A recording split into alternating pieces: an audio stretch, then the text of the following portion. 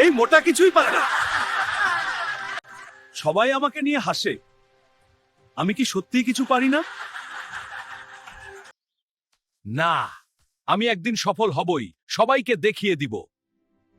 আজ থেকে আমি কঠোর পরিশ্রম করব।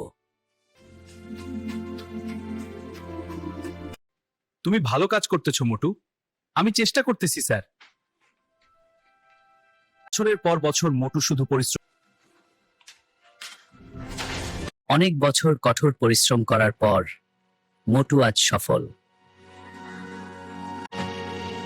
এই গ্রামই আমার শুরু।